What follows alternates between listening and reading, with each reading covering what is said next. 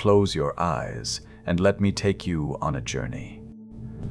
Back through the mists of time to a place where the Mediterranean Sea sparkles like scattered diamonds under an eternal sun. 4,000 years ago, long before Rome dreamed of empire, before Athens spoke of democracy, there existed a civilization so peaceful, so beautiful, that it seems almost too good to have been real. Picture warm sea breezes carrying the scent of wild thyme and olive blossoms across islands kissed by azure waters. Imagine palaces without walls, artists without weapons, traders without armies. This is the story of the Minoans. Tonight, as the world grows quiet around you, let their gentle story unfold like a peaceful dream. No battles will jar your senses, no violence will disturb your rest. Instead, you'll discover frescoes of dolphins dancing on ancient walls, hear the distant sound of craftsmen shaping clay with loving hands, and feel the Mediterranean sun warming stones that still remember the footsteps of a vanished people. If this journey through time brings you peace, please like this video and share in the comments what draws you to these ancient mysteries. Now, settle in comfortably, and let us begin where all great stories must.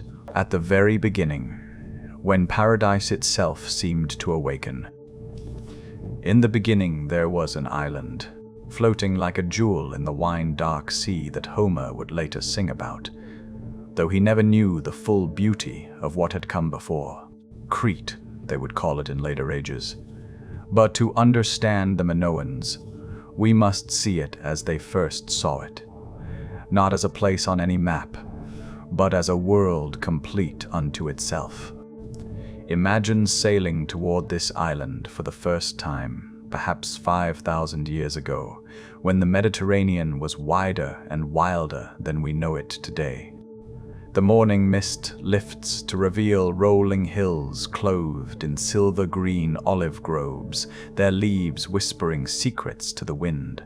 Protected harbors carved by patient centuries nestle between limestone cliffs, while fertile valleys spread inland like cupped palms, holding the promise of abundance. Here, in this island Eden, the first stirrings of what would become Europe's most mysterious civilization began to unfold.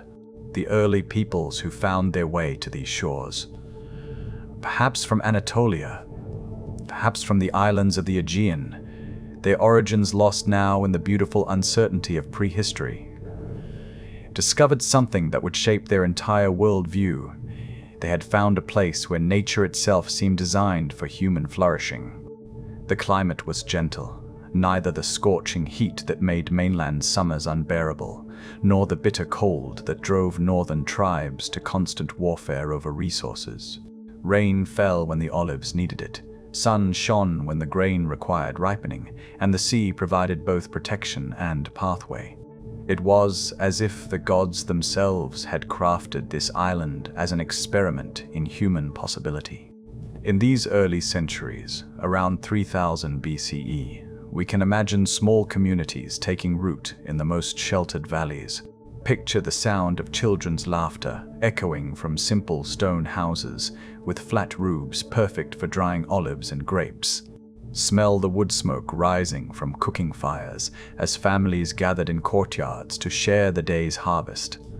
Barley bread, still warm from clay ovens, cheese made from the milk of goats that grazed on hillsides carpeted with wild herbs, wine pressed from grapes that grew fat and sweet in the Mediterranean sun. These early Minoans, though they would never have called themselves by that name, lived with a rhythm that matched the island's own heartbeat. They planted by moon phases, harvested when the stars were right, and learned to read the sea's moods in the color of morning clouds. Their pottery began to show the fluid lines that would later characterize all Minoan art. Curves that echoed wave patterns, spirals that mimicked the shells they found on beaches, decorations that celebrated the natural world rather than attempting to dominate it. Gradually, almost imperceptibly, these farming villages began to show signs of something more complex stirring beneath their peaceful surface. Archaeological evidence whispers of increasing specialization, some families becoming known for their exceptional pottery, others for the fineness of their woven cloth, still others for their skill in working the island's copper deposits into tools and ornaments. The burials from this period tell a fascinating story. Unlike the warrior graves of their mainland contemporaries, filled with weapons and symbols of conquest, early Minoan tombs contained pottery vessels painted with marine life, jewelry that celebrated natural forms. Even in death, these people seemed to choose beauty over intimidation, creation over destruction. As centuries passed, the island's natural advantages began to work their magic on human ambition. The protected harbors that had once sheltered simple fishing boats began to welcome larger vessels carrying goods from distant shores. The fertile valleys that had supported individual families started producing surpluses that could feed craftsmen and artists whose hands created beauty rather than growing food. And perhaps most significantly, the island's position at the crossroads of three continents, Europe, Asia, and Africa, began to transform these peaceful farmers into something unprecedented in human history, a civilization that would spread its influence not through conquest, but through the irresistible appeal of its artistry and the practical advantages of its peaceful trade. Even in these early days, you can sense the unique character that would define Minoan civilization for the next 2 millennia. There's something in the archaeological record that speaks of a people who believed that life itself was meant to be beautiful, that human community was natural rather than necessary, that the sea was highway rather than barrier. As the sun sets over these ancient villages, painting the limestone hills in shades of gold and rose that still take the breath away of modern visitors, we can feel the first stirrings of something extraordinary. The Minoans were beginning to dream of palaces, not as fortresses against enemies they didn't seem to have, but as centers of beauty and prosperity that would welcome visitors from across the known world. The stage was set. The island was ready. And soon the first great palaces would rise from the Cretan earth like flowers blooming in perfect soil. Around 2000 BCE, something magnificent began to happen across the island of Crete, in 3 locations: Knossos in the north, Phaistos in the south, and Malea in the east. These were not fortresses built to withstand siege, not monuments to warrior kings, but something entirely new in human architecture. Palaces designed for peace, prosperity, and the celebration of life itself. Imagine standing in the Messara plain as the palace of Phaistos first began to take shape. Teams of skilled stonemasons, their techniques passed down through generations of island builders, carefully selected each block of local limestone. But this was not the massive, intimidating construction of Egyptian pyramids or Mesopotamian ziggurats. Instead, these buildings seemed to grow organically from the landscape, their walls following the natural contours of the hills, their rooms oriented to catch the morning light and evening breezes. The palace at Knossos, destined to become the largest and most famous of all Minoan centers, reveals the extraordinary vision of its builders. Picture walking through its labyrinthine corridors for the first time.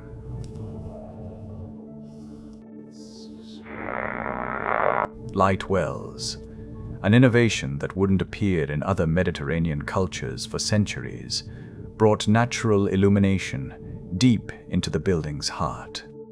Advanced drainage systems, with perfectly fitted stone pipes, carried both fresh water and waste, with an efficiency that Roman engineers would later admire and copy. But perhaps most remarkable of all were the walls themselves, where other ancient civilizations covered their palace walls with scenes of conquest and domination. Pharaohs smiting enemies, kings receiving tribute from conquered peoples. Minoan artists created something entirely different.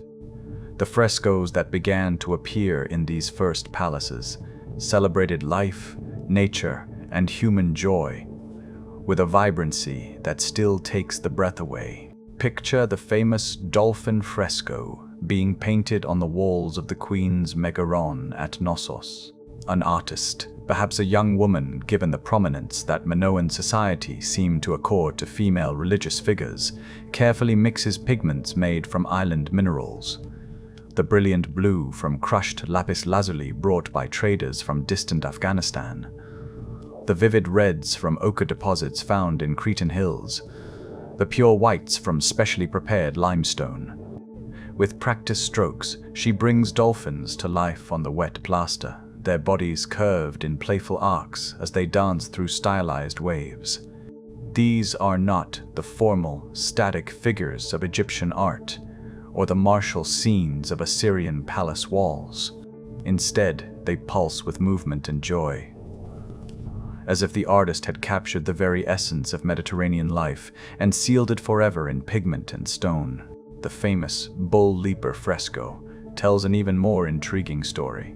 Here we see young athletes, both male and female, their skin tones carefully distinguished in the artistic conventions of the time, engaged in what appears to be a ritual performance with bulls. The central figure, arms extended, seems to be somersaulting over a charging bull in a display of courage, skill, and perhaps religious devotion that speaks to values entirely different from the warrior cultures of the ancient world. These palaces were not just royal residences, but bustling centers of economic and cultural activity.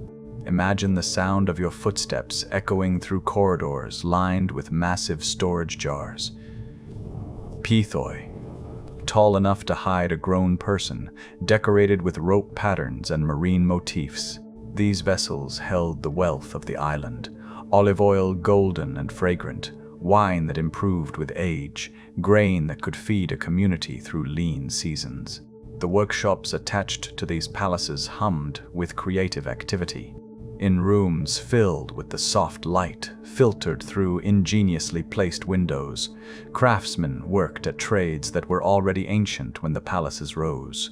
Potters shaped clay with techniques that produced vessels of extraordinary fineness. Some so thin they seemed to glow when held to the light. Jewelers worked precious metals into ornaments that combined sophistication with an almost playful delight in natural forms. Golden bees with wings spread for flight. Silver cups shaped like bulls' heads with eyes that seemed almost alive. But perhaps the most mysterious aspect of these first palaces was what they lacked. Unlike every other major center of ancient power, they had no walls. No defensive towers brooded over the approaches. The message seemed clear. These were places of welcome,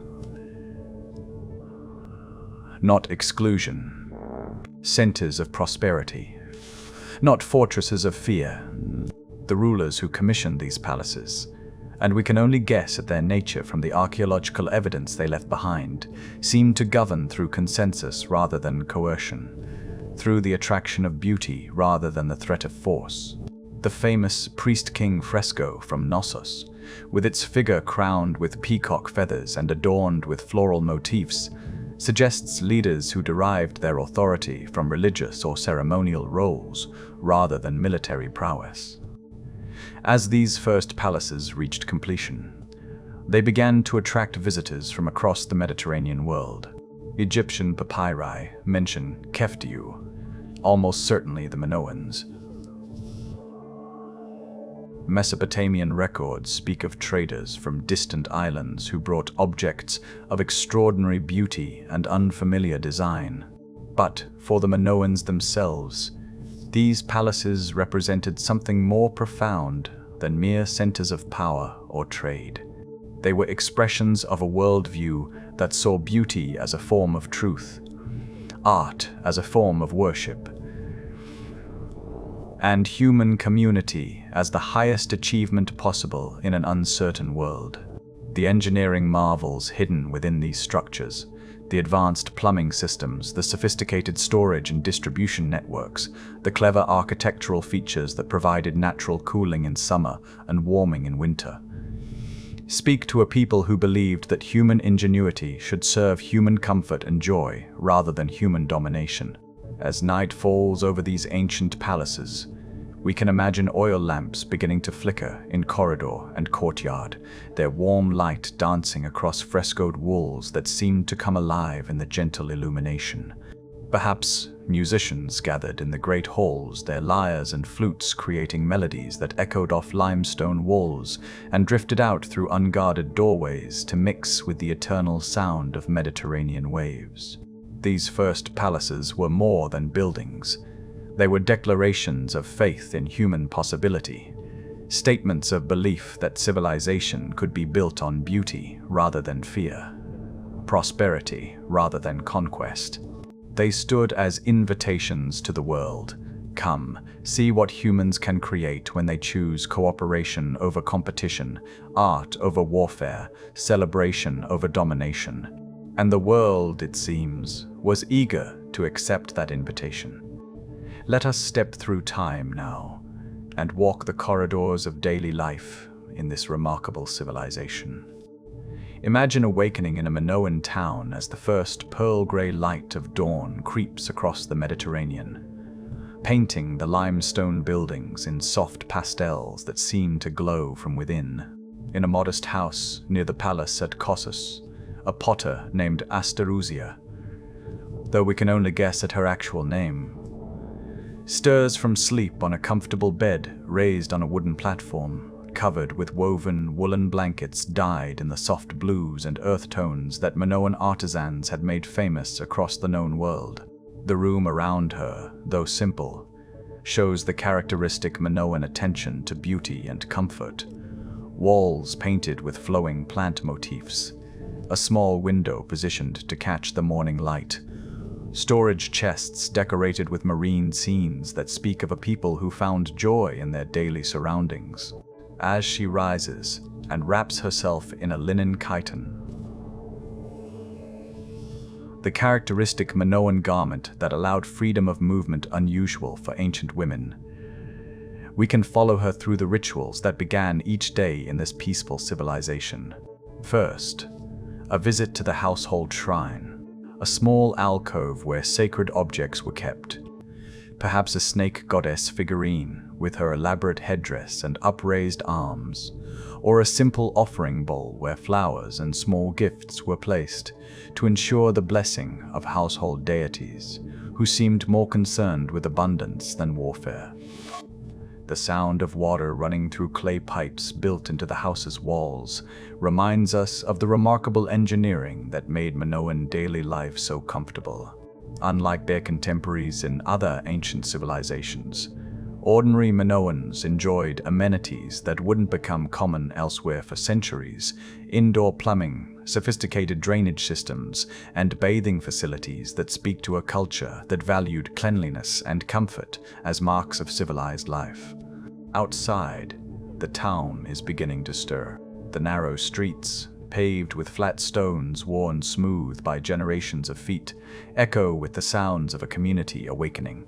Children's voices call to each other as they emerge from houses built around small courtyards where families gathered for meals and conversation. The architecture itself tells us something profound about Minoan social values, unlike the great houses of later civilizations that turned inward to protect their wealth. Minoan homes opened outward toward community spaces, their windows and doorways designed to welcome neighbors rather than exclude strangers. Asterousia makes her way to the workshop, where she spends her days creating the pottery that has made her family's reputation. The building, like so many Minoan structures, is both functional and beautiful. High ceilings that keep the workspace cool, windows positioned to provide the best light for detailed work, and walls decorated with frescoes that make even utilitarian spaces feel like celebrations of human creativity. Here, surrounded by the tools of her trade, potter's wheels turned by foot power, kilns built with sophisticated understanding of heat distribution, brushes made from animal hair for the finest decorative work. She begins the day's work. But this is not the repetitive drudgery that characterized craft production in many ancient societies. Instead, each piece that emerges from her hands is unique, decorated with motifs that blend personal vision with cultural tradition. Octopi whose tentacles swirl in hypnotic patterns, dolphins that seem to dance across ceramic surfaces, abstract spirals that echo both seashells and the deeper mysteries of natural form. The clay itself comes from deposits in the Cretan hills, carefully selected and prepared through techniques passed down through generations. As her hands shape the spinning clay, we can imagine the satisfaction that comes from work that combines skill with creativity, utility with beauty. Each vessel she creates, whether a simple storage jar for a neighbor's olive oil or an elaborate ritual cup destined for palace ceremonies, represents a philosophy that saw no separation between the practical and the beautiful, the useful and the sacred. As the morning advances, the sounds of a prosperous community fill the air.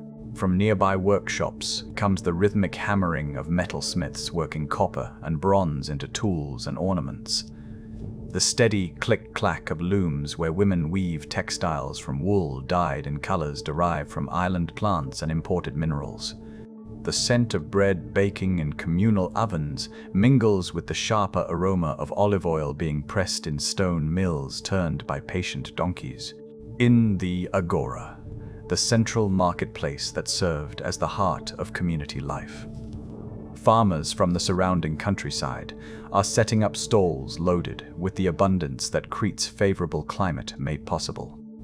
Imagine the sensory richness of this ancient market, baskets overflowing with olives ranging from deep purple to pale green, amphora filled with honey so pure it seemed to capture Mediterranean sunlight, cheeses made from the milk of goats that grazed on hillsides fragrant with wild herbs. But perhaps most remarkable about Minoan daily life was the apparent equality between men and women that archaeological evidence suggests. Unlike in other ancient civilizations where women were largely confined to domestic roles, Minoan women appear in frescoes and figurines as priestesses, athletes, and public figures. Young women participated in the famous bull-leaping ceremonies, their images preserved on palace walls with the same prominence accorded to male participants. Female deities dominated the Minoan pantheon, and women seem to have held important positions in both religious and secular hierarchies. Picture a typical afternoon in a Minoan household. Families gathering for the main meal of the day, shared in courtyards where grapevines provided natural shade and the sound of fountains created a peaceful background. The food itself reflected the island's abundance and the sophisticated palate that prosperity had made possible. Fresh fish grilled with herbs, bread made from various grains and flavored with honey, vegetables grown in gardens, where aesthetics mattered as much as nutrition. Children played games that archaeologists have reconstructed from gaming boards found in palace excavations, not the war games that occupied young people in more martial societies, but contests of skill and chance that emphasized quick thinking and social cooperation. Education, while we can only guess at its formal structure, seems to have emphasized artistic and technical skills rather than military training. As evening approached, communities gathered for activities that strengthened social bonds. Picture musicians playing double-pipe flutes and lyres in palace courtyards, their melodies echoing off painted walls, while dancers moved in patterns that may have had religious significance, but certainly brought joy to participants and observers alike. These were not the rigid ceremonials of more hierarchical societies, but celebrations that seemed to emerge naturally from a people who found genuine pleasure in each other's company. The transition from day to night was marked by rituals that connected daily life to larger mysteries. Sacred groves on mountainsides, marked by horns of consecration that still crown Minoan ruins, became centers of worship as communities came together to honor deities who seemed more concerned with fertility and abundance than with warfare and conquest. As darkness fell, families returned to homes lit by oil lamps whose soft light brought out the colors of painted walls and made even modest dwellings feel like spaces worthy of contemplation and rest. The day's work was done. Pottery created, cloth woven, food prepared and shared, children taught and cared for, community bonds strengthened through countless small interactions. In this moment before sleep, we can imagine Astarosia returning to her household shrine for evening prayers, perhaps placing a small offering of flowers or food before the sacred figurines that watched over her family's welfare.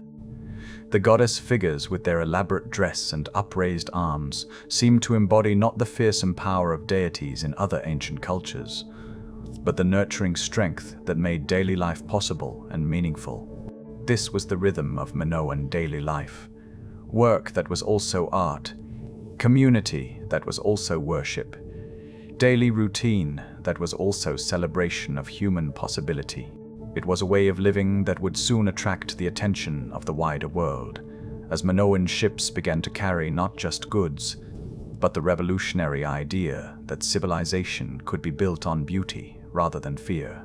As the second millennium BCE unfolded, the Minoans discovered their greatest gift to history, the transformation of the Mediterranean from a barrier into a highway. Picture the harbor at Knossos in the early morning light. Mist rising from waters so still they mirror the limestone cliffs and painted buildings that rise from the shoreline like a dream made manifest in stone and timber. Here, where the scent of pine resin mingles with salt air and the distant aroma of bread baking in dockside ovens, we witness the birth of something unprecedented in human history, a maritime civilization that would spread its influence not through conquest, but through the irresistible appeal of beauty, prosperity, and peace. The ships themselves were marvels of ancient engineering, though they bore little resemblance to the warships that would later dominate Mediterranean waters. Minoan vessels were built for trade, not battle, their sleek hulls designed for speed and cargo capacity, rather than ramming enemy vessels. Archaeological evidence and artistic representations show us ships with elegant curved prows, often decorated with sacred symbols like the double axe or horns of consecration, and sails that caught Mediterranean winds with an efficiency that allowed these ancient mariners to reach shores that seemed impossibly distant to their land-bound contemporaries. Imagine following a Minoan merchant ship as it prepares for departure. The captain, perhaps a weathered man whose skin bears the deep tan of decades spent under Mediterranean sun, or possibly a woman, for Minoan society seems to have placed no restrictions on female participation in trade, oversees the loading of cargo that represents the wealth of an entire civilization. Into the ship's hold go storage jars containing olive oil pressed from groves that had been cultivated for generations, their fruit ripened to perfection under Cretan sun and harvested with techniques that produced oil so pure it seemed to glow with captured sunlight. Wine follows, stored in amphora whose painted decorations tell stories of the vineyards, where grapes grew fat and sweet on hillsides overlooking azure bays. The vessels themselves are works of art, pottery so fine it seems impossible that it could survive a sea voyage, decorated with marine motifs that celebrate the very element that makes this trade possible. But the most precious cargo consists of items that could only be created by a civilization that had learned to transform raw materials into objects of extraordinary beauty. Golden jewelry worked with techniques so sophisticated that modern craftsmen study ancient examples to understand their methods. Textiles woven from wool dyed in colors that seem to capture the essence of Mediterranean landscapes, the deep blue of evening seas, the purple of mountain shadows, the gold of grain fields ready for harvest. As the ship leaves harbor, following sea routes that Minoan navigators had mapped through centuries of careful observation. We can imagine the psychological transformation that occurred when islanders first realized that the sea that surrounded them was not a prison, but a pathway to unlimited possibility. Unlike their contemporaries who hugged coastlines and feared the open ocean, Minoan sailors developed the confidence to launch themselves across seemingly endless waters, guided by knowledge of winds and currents, star patterns, and seasonal changes that they had accumulated through generations of careful observation. The courage required for these voyages speaks to something profound in the Minoan character. These were not warriors seeking plunder or conquerors claiming territory, but traders and cultural ambassadors whose success depended entirely on their ability to create relationships of mutual benefit with peoples whose languages they often couldn't speak and whose customs they had to learn through patient observation and respectful interaction. Picture a Minoan ship arriving at a port on the coast of Egypt, where pharaonic civilization was reaching its own heights of power and sophistication. Egyptian tomb paintings show us these visits, figures identifiable as Minoans by their distinctive dress and hairstyles, bringing gifts that clearly impressed even the rulers of the world's richest kingdom. The items they carried: intricately worked metal vessels, textiles of impossible fineness, pottery that seemed to capture movement in clay, spoke of a civilization that had achieved something different from Egyptian grandeur or Mesopotamian power, a society that had learned to create beauty as its primary expression of human achievement. The psychological impact of these trading relationships extended far beyond mere commercial exchange. As Minoan goods appeared in palaces from Egypt to Syria, from Anatolia to Sicily, they carried with them ideas that would gradually transform how Mediterranean peoples thought about art, technology, and social organization. The peaceful nature of Minoan expansion through attraction rather than conquest, demonstrated that human societies could grow and prosper without constant warfare, that wealth could be created through cooperation rather than appropriated through violence. But perhaps most importantly, these maritime adventures revealed to the Minoans themselves the full scope of their achievement. As they visited other civilizations and observed other ways of organizing human society, they could see what made their own culture unique: the emphasis on beauty over intimidation, cooperation over domination, celebration over conquest. Imagine a Minoan trader returning home after months of travel, his ship loaded with exotic goods, and his mind filled with stories of distant peoples and strange customs. As the familiar outline of Cretan mountains emerges from morning mist, as the scent of wild thyme and pine resin replaces the unfamiliar aromas of foreign ports, he experiences the deep satisfaction that comes from knowing that he represents something precious and rare in the ancient world, a civilization that had found ways to prosper without making enemies, to grow without destroying, to achieve greatness without sacrificing the values that made life worth living. The harbors that welcomed these returning ships had themselves become wonders of ancient engineering, protected by carefully constructed breakwaters, equipped with sophisticated systems for loading and unloading cargo. These ports could accommodate vessels from across the known world. The famous harbor at Knossos, with its magazines for storing goods and its administrative buildings where scribes recorded transactions in the still undeciphered Linear A. The wealth that flowed through these ports transformed not just the palaces but entire communities. Prosperity spread from the great centers to smaller towns and villages, creating a level of general affluence that archaeological evidence suggests was unprecedented in the ancient world.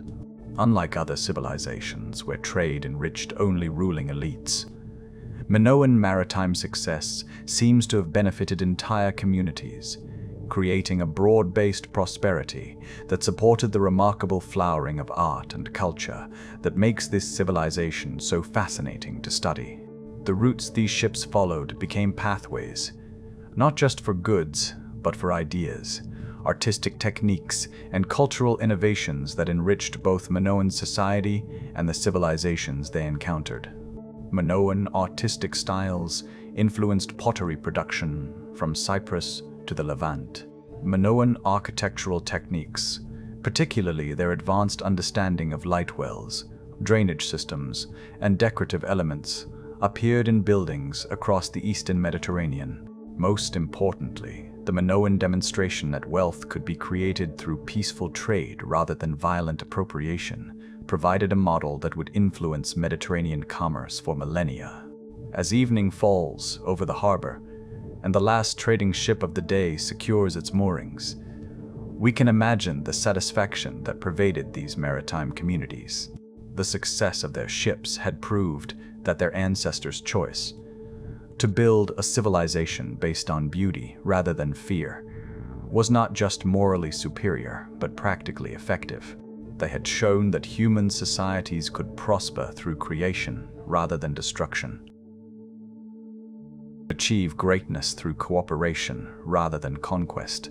The sea that had once seemed like a boundary had become their greatest asset, the source of prosperity that allowed them to transform their island paradise into something even more precious, a demonstration that human civilization, at its best, could create abundance and beauty that enriched everyone it touched.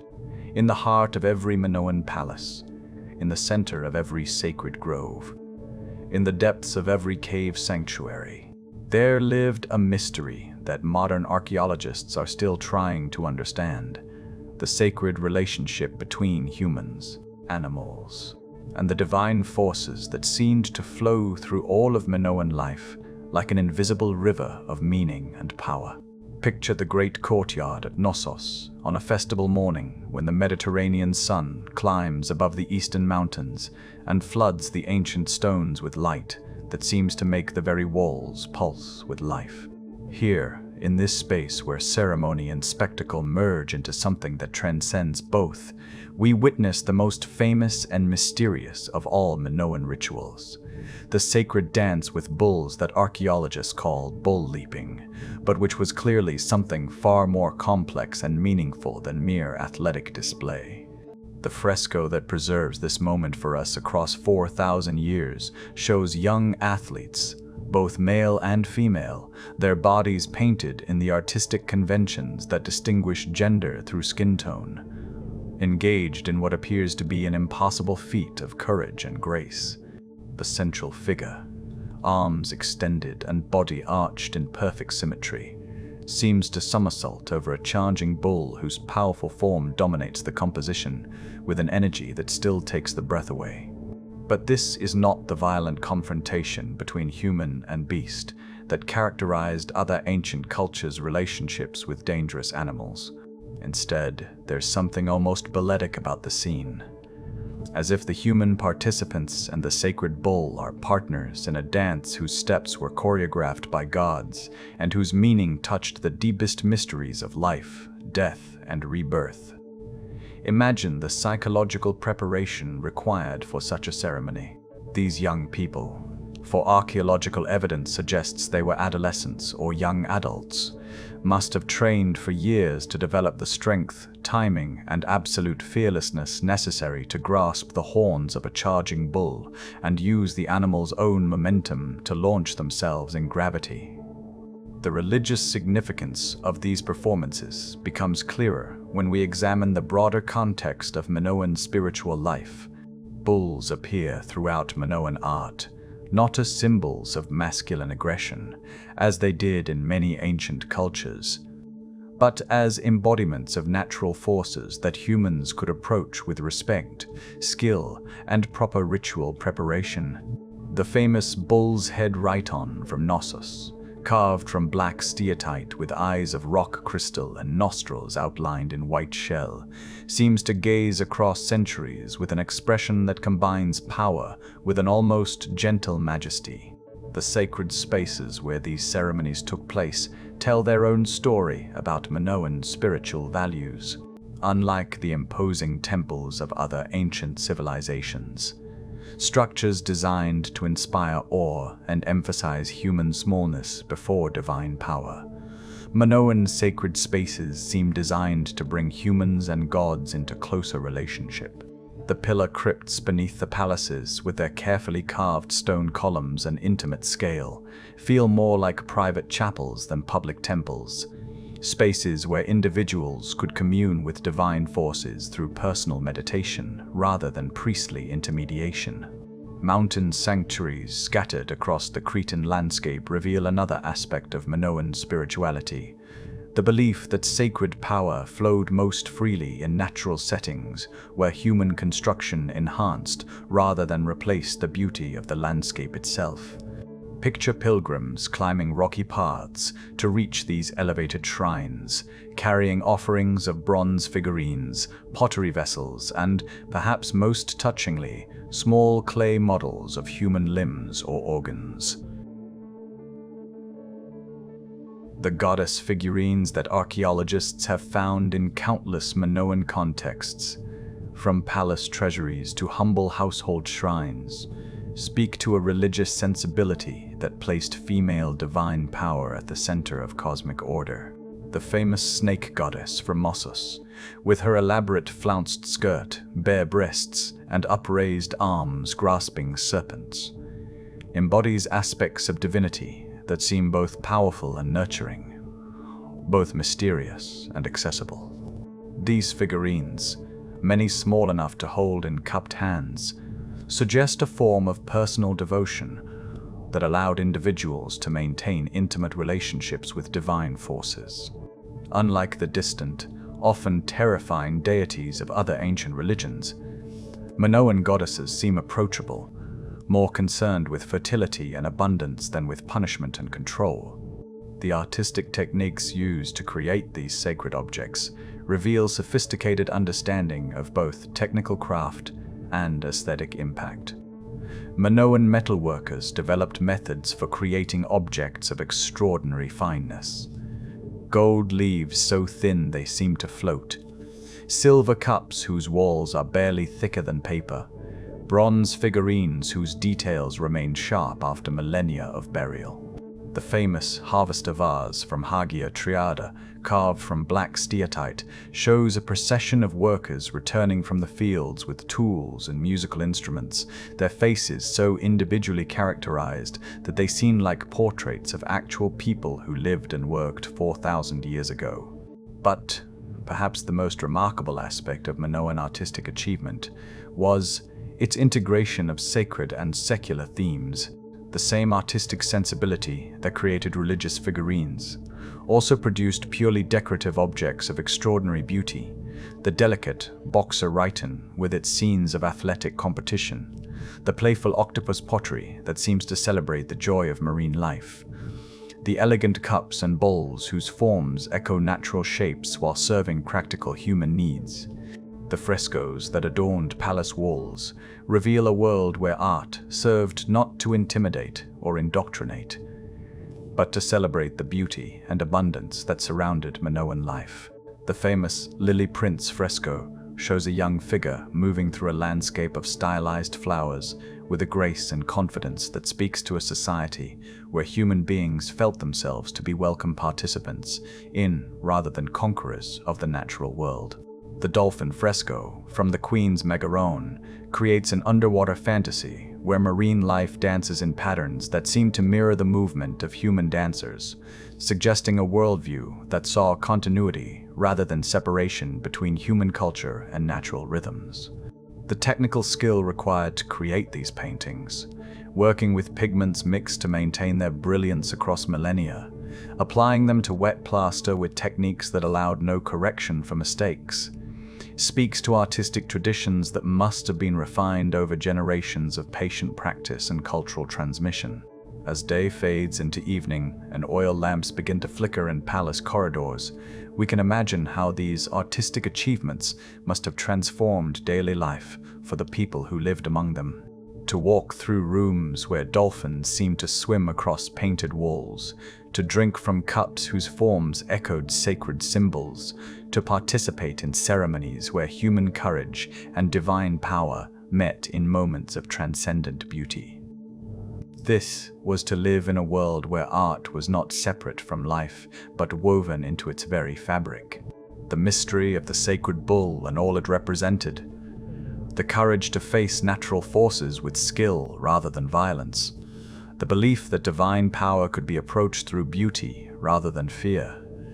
The confidence that human beings were meant to participate in rather than dominate the forces that shaped their world. This mystery still emanates from Minoan ruins like perfume from an ancient jar, reminding us that our ancestors once created a civilization based on very different assumptions about what human society could become. In all the archaeological excavations that have revealed the treasures of Minoan civilization, one of the most striking discoveries is what has not been found: the weapons, fortifications, and military monuments that characterize every other major ancient culture. Where Egyptian tombs celebrate pharaohs' military victories and Mesopotamian palaces display scenes of conquest and tribute, Minoan sites reveal a civilization that seems to have chosen a radically different path to power and prosperity.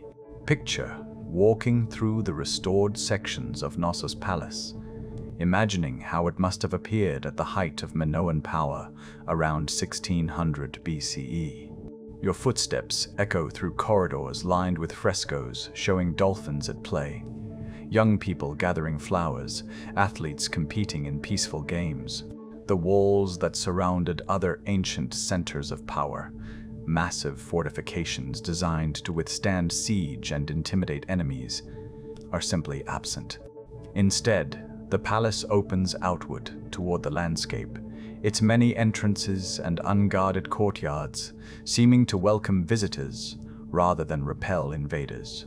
This absence of military architecture tells a profound story about Minoan values, and perhaps about their understanding of how human societies could best organize themselves for survival and prosperity.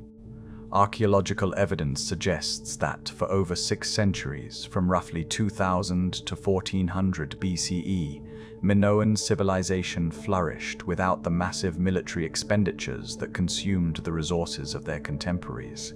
The social organization that emerges from archaeological study seems as remarkable as the peaceful nature of Minoan expansion. Unlike the rigid hierarchies that characterized other ancient kingdoms, where royal families ruled over aristocratic classes who in turn dominated masses of peasants and slaves. Excavations of Minoan towns reveal housing that, while varying in size and luxury, consistently shows attention to comfort and beauty even in modest dwellings. Archaeological surveys of the Cretan countryside suggest agricultural systems that supported not just subsistence, but genuine prosperity for farming communities. The elaborate infrastructure of roads, aqueducts, and storage facilities speaks to public works projects that benefited entire populations rather than just ruling elites. Perhaps most intriguingly, the apparent prominence of women in Minoan society challenges assumptions about gender roles in ancient civilizations. The female deities who dominate Minoan religious art, the young women who participated in dangerous bull-leaping ceremonies, the elaborate costumes and jewelry that appear in frescoes of female figures, all suggest a society where women held positions of respect and authority that would have been unthinkable in most ancient cultures.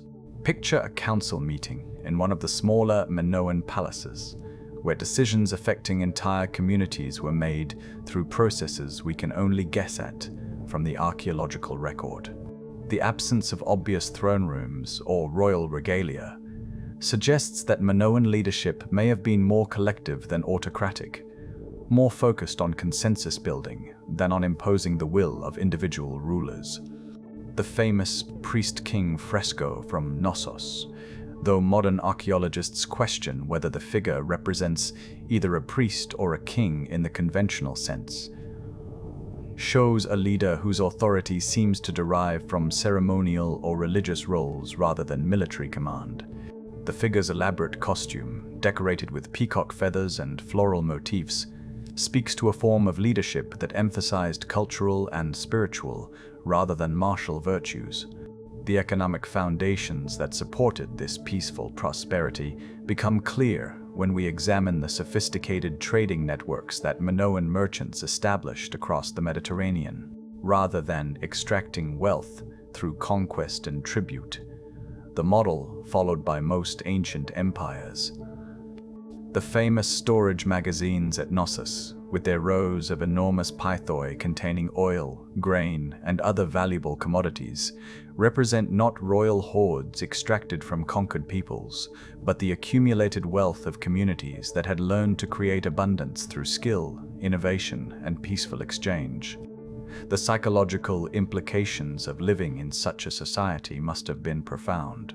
Imagine growing up in a community where children learned craftsmanship rather than warfare, where young people prepared for careers in trade or artistry rather than military service, where community festivals celebrated harvest and creativity rather than victory over enemies.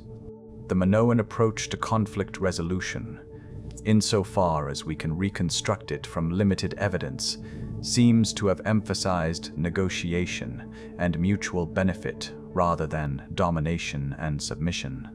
The widespread distribution of Minoan goods and artistic styles across the Mediterranean suggests cultural influence achieved through attraction rather than compulsion, soft power exercised through the irresistible appeal of superior craftsmanship and more sophisticated technology.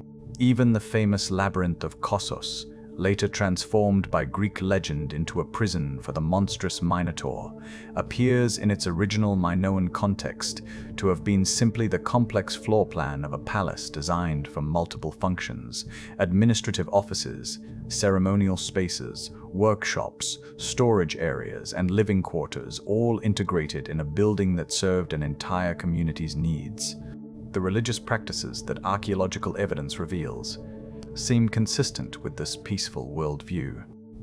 Minoan deities appear to have been concerned primarily with fertility, abundance, and the natural cycles that governed agricultural and human life. The cave sanctuaries and mountain shrines where Minoans worshipped were places of pilgrimage and offering, rather than centers of priestly power or theological intimidation. As evening settles over the ancient palace sites, we can imagine the satisfaction that must have pervaded communities that had proven human societies could prosper without constant preparation for war, could achieve greatness without making enemies, could create lasting monuments to beauty rather than temporary victories over neighbors. The Minoan experiment in peaceful civilization raises questions that remain relevant today. What would human societies look like if we devoted the resources typically spent on military preparation to education, artistry, and the creation of abundance? How might our communities develop if we organized them around cooperation rather than competition, beauty rather than power, inclusion rather than exclusion? The archaeological record suggests that for 6 centuries, the Minoans found answers to these questions that allowed them to create one of history's most sophisticated and prosperous civilizations. Their palaces stood unfortified because they had no enemies.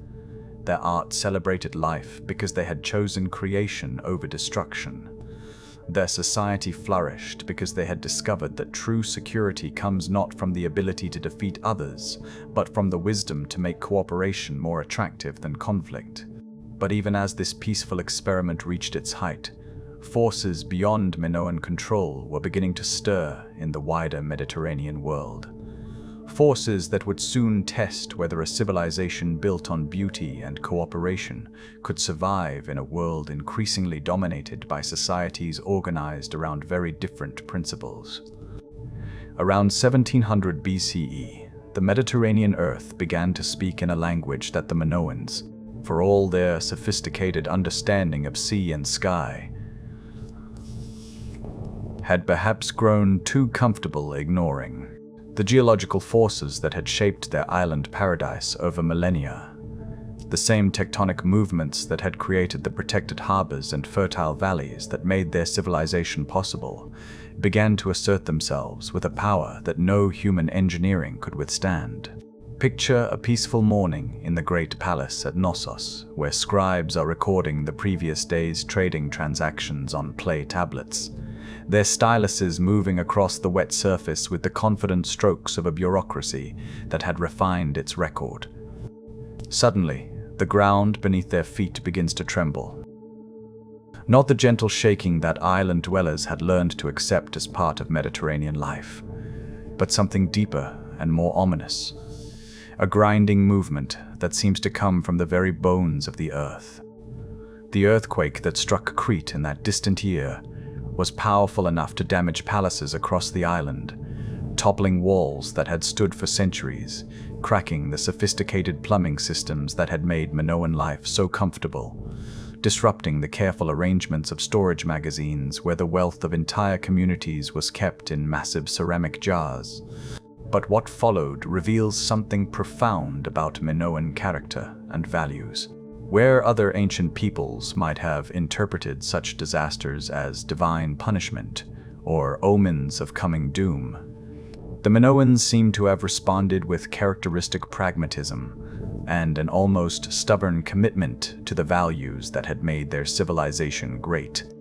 Instead of abandoning their damaged palaces or building new ones in safer locations, they set about rebuilding with an ambition and artistic vision that surpassed their original achievements. Imagine the planning sessions that must have taken place in the months following the earthquake, as architects and craftsmen surveyed the damage and began to envision how they might transform destruction into opportunity for even greater beauty. The palace at Knossos that emerged from this reconstruction period represents the height of Minoan architectural achievement. More sophisticated in its engineering, more elaborate in its decoration, more ingenious in its integration of form and function than anything that had come before. The famous grand staircase that archaeologists have painstakingly reconstructed shows us the ambition of this rebuilding effort. Where the original palace had been impressive, the new structure was magnificent. Its multi-story design supported by massive wooden columns that tapered downward in the distinctive Minoan style, its walls covered with frescoes that seemed to glow with renewed confidence in the power of human artistry to transform even catastrophe into something beautiful. The psychological resilience required for such an undertaking speaks to something remarkable in the Minoan worldview. These were people who had learned to live with geological uncertainty as part of their island existence, who understood that the same forces that occasionally brought destruction also created the natural advantages that made their prosperity possible. The hot springs that provided healing waters, the volcanic soils that made their agriculture so productive. The rebuilding process reveals sophisticated understanding of earthquake-resistant construction techniques that wouldn't be formally codified by engineers for millennia. The flexible wooden framework that supported Minoan buildings, the careful attention to foundation design, the integration of space and structure that allowed buildings to move with seismic forces rather than resist them. All suggest accumulated wisdom about living safely in a geologically active landscape. But, perhaps most remarkably, the artistic response to these natural disasters shows a civilization that refused to allow fear to diminish its commitment to beauty and joy. The frescoes created during the rebuilding period, the famous ladies in blue with their elaborate hairstyles and fashionable dress, the playful dolphins that seem to dance across palace walls, the scenes of young people gathering flowers in landscape settings that celebrate the natural world, all speak to a people who had faced catastrophe and chosen to respond with renewed dedication to the values that made life worth living. The technological innovations that emerged from this period of reconstruction suggest a civilization at the height of its creative powers. new techniques for creating earthquake-resistant plumbing systems, improved methods for storing and preserving food supplies against future disruptions, architectural innovations that made buildings both more beautiful and more durable. All represent the kind of creative problem-solving that emerges when necessity combines with sophisticated cultural resources. The religious responses to these natural disasters, insofar as we can reconstruct them from archaeological evidence, seem consistent with the generally optimistic nature of Minoan spirituality. Rather than interpreting earthquakes as signs of divine displeasure, Minoans appear to have incorporated them into existing religious frameworks that emphasized natural cycles, renewal, and the ultimate beneficence of divine forces. The cave sanctuaries and mountain shrines that continued to receive offerings during this period show no evidence of the kind of desperate propitiation that characterized other ancient responses to natural disasters. Instead, the archaeological record suggests continued confidence in the basic goodness of divine powers, continued belief that proper ritual observance and respectful treatment of natural forces would ensure the ultimate restoration of prosperity and peace. The economic recovery that followed these disasters demonstrates the fundamental soundness of Minoan commercial and social systems. Trade networks that had been disrupted by damaged harbors and collapsed warehouses were rebuilt with improvements that made them more efficient than before. Agricultural systems that had been disrupted by earthquakes were restored with innovations that increased their productivity. The international relationships that had made Minoan prosperity possible were renewed with expanded networks that brought even greater wealth to the island communities.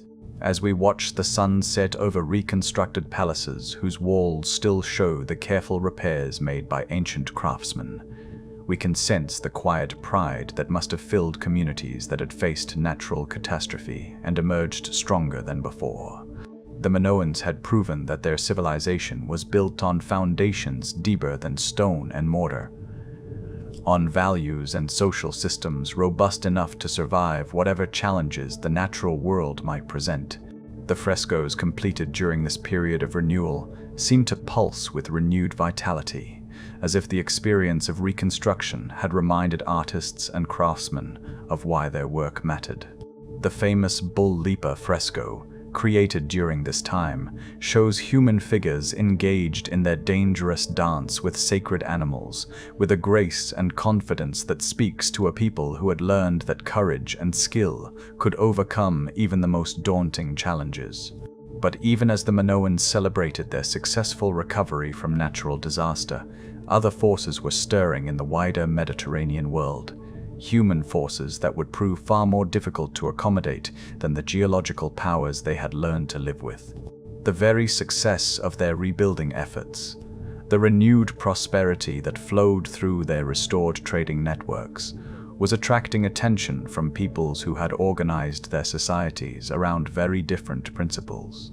From the ashes of earthquake and the lessons of reconstruction, the Minoans created what archaeologists now call the New Palace Period, an era that represents the absolute pinnacle of their civilization's achievement in art, architecture, and cultural influence.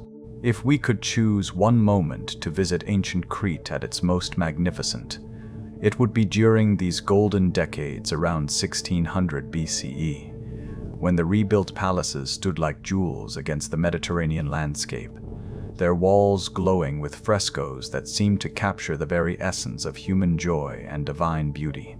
Picture approaching the palace at Knossos during this period of renewed splendor, perhaps as a trader from distant Egypt or a craftsman from the Anatolian mainland, climbing the paved road that winds up from the harbor through olive groves where the silver-green leaves shimmer in morning light. The building that emerges before you represents not just architectural achievement, but a profound statement about human possibility. A structure that managed to be both monumentally impressive and welcomingly intimate, both grandly sophisticated and naturally integrated with the landscape that surrounds it. The famous Grand Staircase, reconstructed with such care by modern archaeologists, speaks to the ambition of this rebuilding effort.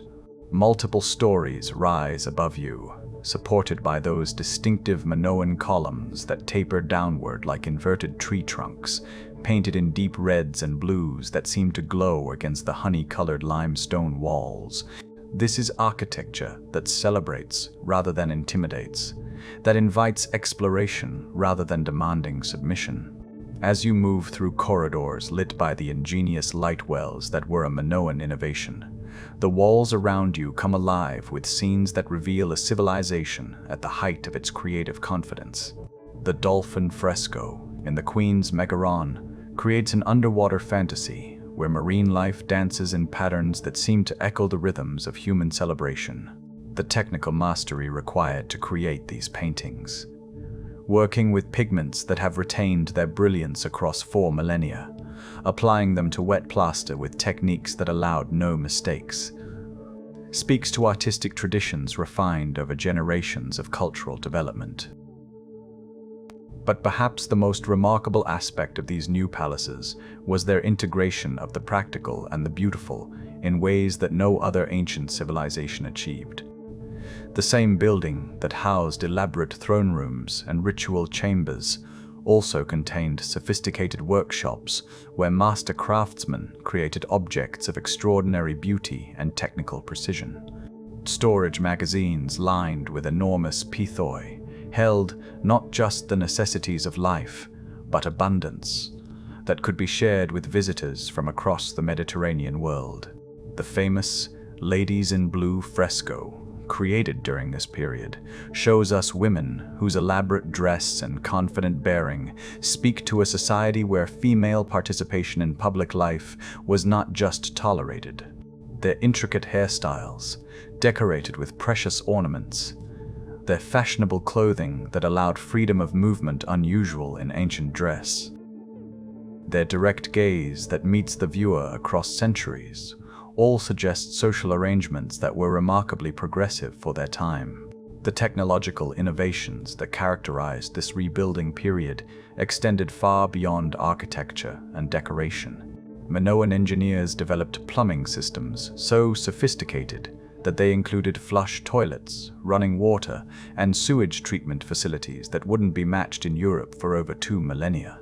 The precision-fitted stone pipes that carried fresh water through palace complexes, the carefully designed drainage systems that could handle both daily needs and the torrential rains that occasionally swept across the Mediterranean landscape.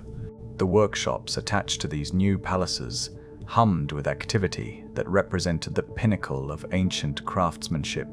Picture the metalworking facilities where artisans created objects like the famous golden bee pendant from Malea, a piece of jewelry so delicate and technically sophisticated that modern jewelers study it to understand techniques that seem almost impossible to achieve with ancient tools.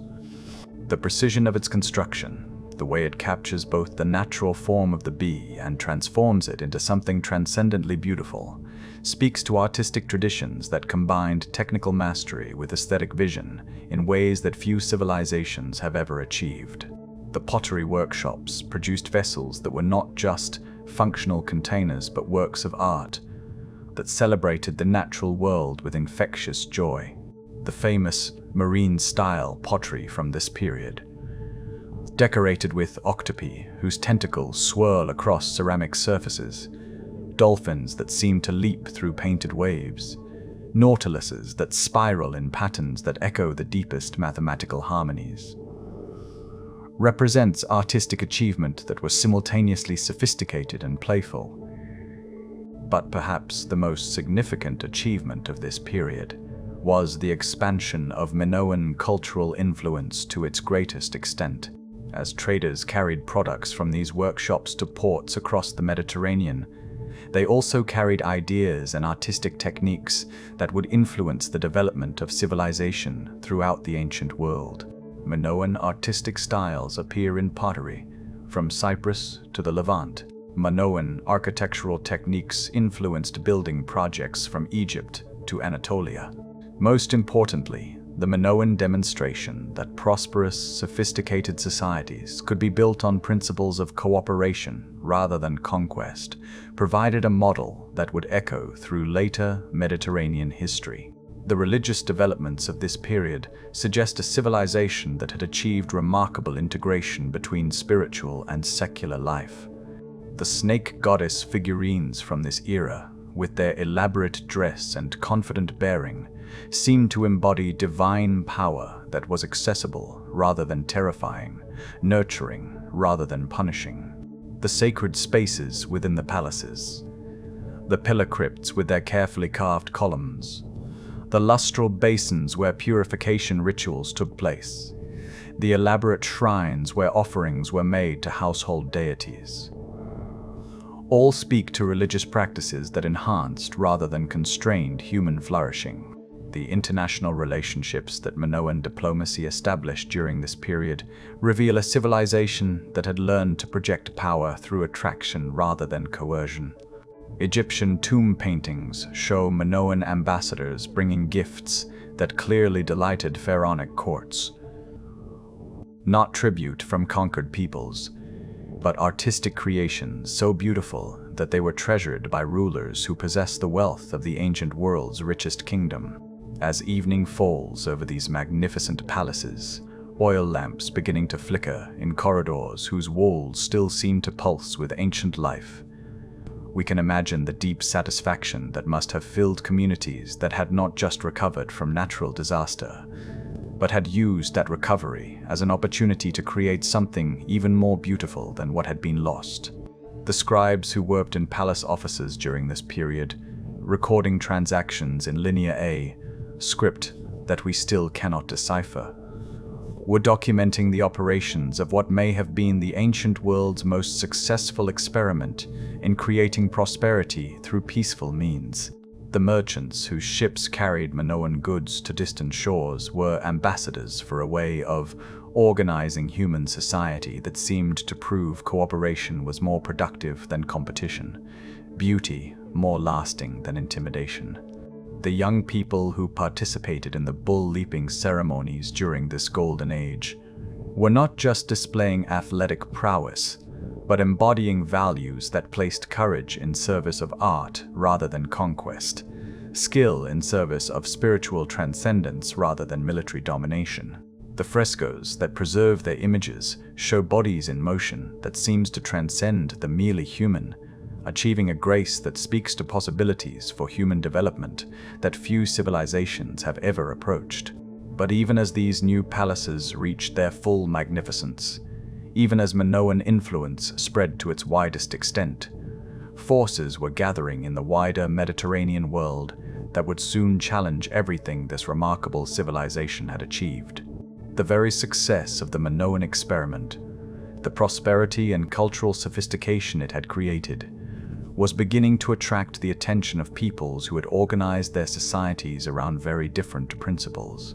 By 1500 BCE, as Minoan civilization basked in the golden afternoon of its greatest achievements, subtle changes began to appear in the archaeological record, changes so gradual that they might have been invisible to the people living through them, but which modern archaeologists can trace like the first threads of twilight across a summer sky. From the mainland of Greece, peoples we now call Mycenaeans had been watching the Minoan experiment with growing interest and perhaps growing ambition. These were not the peaceful traders and artists who had built their prosperity on cooperation and cultural exchange, but warriors and conquerors whose society was organized around very different principles: military hierarchy, territorial expansion, and the accumulation of wealth through force rather than trade. Picture a Mycenaean prince visiting Knossos during this period, walking through corridors lined with frescoes of dolphins and flowers, observing the sophisticated technology and abundant wealth that peaceful commerce had created. His worldview, shaped by a culture that measured success through military victory and territorial control, must have found the Minoan achievement both fascinating and perhaps incomprehensible. How could a civilization achieve such prosperity without massive fortifications? How could rulers maintain authority without visible displays of military power? The influence began gradually, almost imperceptibly. In pottery styles, we begin to see new motifs appearing alongside traditional Minoan themes. Geometric patterns that speak to mainland aesthetic preferences, warrior figures that had never appeared in earlier Minoan art, architectural elements that suggest different approaches to organizing space and expressing power. The famous warrior vase from this period shows armed figures in a procession that would have been foreign to earlier Minoan artistic traditions, which had celebrated athletes and dancers rather than soldiers. The Linear B script that began to appear alongside traditional Linear A represents one of the most significant changes. While we still cannot decipher Linear A, the writing system that recorded the Minoan language and presumably encoded their literature, religious texts, and administrative records, this linguistic shift suggests not just cultural influence, but perhaps actual political control, as Mycenaean administrative practices began to overlay or replace traditional Minoan systems. But the transformation was not simply one of conquest and replacement. Instead, what seems to have occurred was a complex process of cultural fusion, where Mycenaean ambitions met Minoan sophistication and created something that was neither purely Greek nor purely Minoan. The new rulers who appear in the archaeological record during this period seem to have been fascinated by Minoan culture, even as they imposed their own political and military systems upon it. Picture the throne room at Knossos during this transitional period, where a Mycenaean warlord might have held court, surrounded by the magnificent frescoes and sophisticated architecture that Minoan craftsmen had created. The famous gypsum throne that still sits in that room, the oldest throne in Europe, would have provided a seat of power for rulers whose authority derived from military conquest rather than the consensus, building and ceremonial leadership that had characterized earlier Minoan governance. The religious changes during this period reflect the complex cultural negotiation that was taking place. Mycenaean deities, gods of war and thunder, goddesses of strategic wisdom rather than natural fertility, began to appear alongside traditional Minoan divine figures. The peaceful snake goddesses and bull dancers of earlier periods were joined by more martial religious imagery that reflected the militaristic values of the new ruling class. Yet the Mycenaeans were clearly impressed by Minoan achievements in ways that went beyond mere appreciation for wealth and luxury. They adopted Minoan artistic techniques, incorporated Minoan architectural innovations into their own building projects, and seems to have recognized that the sophisticated technologies and cultural practices they encountered on Crete represented achievements worth preserving and learning from. The international trade networks that had been the foundation of Minoan prosperity continued to operate during this period, but with subtle changes that reflected new priorities and methods. Where Minoan traders had apparently operated as independent merchants representing a peaceful civilization, Mycenaean-controlled trade seems to have been more closely connected to political and military objectives. The redistribution of goods that Linear B tablets record suggests economic systems more hierarchical and centrally controlled than what had characterized earlier Minoan commerce. The famous procession fresco from this period shows figures in distinctly non-Minoan dress-carrying offerings or tribute in what appears to be a more formal, ceremonial context than the spontaneous celebrations that characterized earlier Minoan art. The psychological atmosphere seems different. More formal, more hierarchical, perhaps more intimidating than the inclusive, welcoming tone that had characterized Minoan cultural expression at its height. Yet even as these changes accumulated, much of what had made Minoan civilization distinctive continued to flourish under new management. The workshops continued to produce objects of extraordinary beauty. The palaces continued to welcome visitors from across the Mediterranean. The religious ceremonies continued to celebrate natural cycles and divine forces that transcended political arrangements. The bull-leaping ceremonies that had been central to Minoan religious life appear to have continued during this transitional period, though perhaps with different meanings and different participants. The courage and skill required for these dangerous performances may have appealed to Mycenaean warrior culture in ways that the earlier, more purely spiritual interpretations had not. As evening falls over palaces that were becoming something new, neither fully Minoan nor fully Mycenaean, but some complex fusion of both traditions, we can sense the poignancy of cultural transformation. Languages were changing, artistic styles were evolving, political systems were being replaced. But beneath these surface changes, the fundamental human activities that had made Minoan civilization great continued. Craftsmen still shaped clay with loving attention to beauty. Farmers still tended olive groves and vineyards. Traders still loaded ships with precious goods destined for distant shores. The shadows from the north had brought change, but not yet destruction. What was emerging was a hybrid civilization that combined Mycenaean political and military organization with Minoan cultural and technological sophistication. For a time, it seemed possible that this fusion might create something even greater than what had come before. Around 1450 BCE, something happened that archaeologists are still trying to understand. Across the island of Crete, in palaces that had stood for centuries as centers of prosperity and cultural achievement, life suddenly changed in ways that seem almost too dramatic to believe. The great palace at Knossos continued to function, but under what appears to have been Mycenaean control. Other palaces were abandoned or destroyed, their corridors falling silent, their workshops empty, their storage magazines no longer filled with the abundance that had sustained island communities for over half a millennium. Picture walking through the palace at Phaistos in the months following whatever catastrophe befell it. The magnificent structures that had housed generations of administrators, craftsmen, and religious officials now echo with an emptiness that seems to hold its breath. In storage rooms, massive ceramic jars still stand in their ancient positions, but many have been hastily emptied, their contents removed by people who perhaps thought they would return, but never did. The evidence that archaeologists have uncovered speaks to events that unfolded with terrible swiftness. In workshops at various palace sites, tools lie abandoned as if craftsmen had simply put them down and walked away, expecting to return the next morning to continue work they would never complete. Half-finished pottery sits on wheels that will never turn again.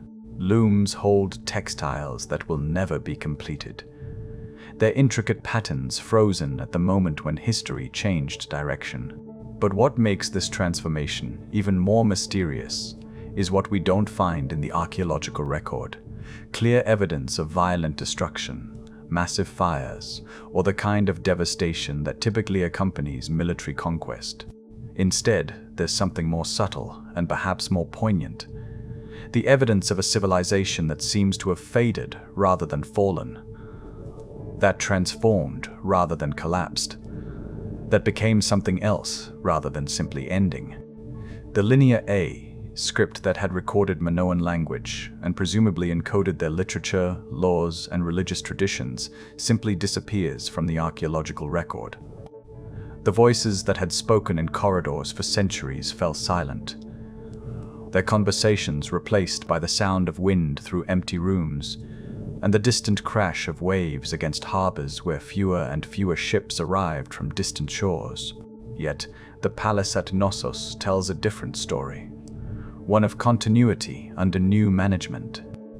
The Linear B tablets found there record administrative activities that continued well into the 14th century BCE, but in a language that was Greek rather than Minoan, using administrative systems that reflected Mycenaean rather than indigenous organizational principles. The Great Palace continued to function, but as something fundamentally different from what it had been during its Minoan heyday. Picture a Mycenaean administrator working in the palace offices where Minoan scribes had once recorded the transactions of a peaceful trading empire. The tablets he produces record different kinds of information: military preparations, tribute assessments, inventories of weapons and chariots that earlier Minoan records had never mentioned. The psychological atmosphere must have been entirely different. Where Minoan administration had apparently focused on facilitating trade and cultural exchange, Mycenaean bureaucracy seems to have been designed to support military control and territorial domination. The religious changes during this period suggest profound shifts in spiritual as well as political life.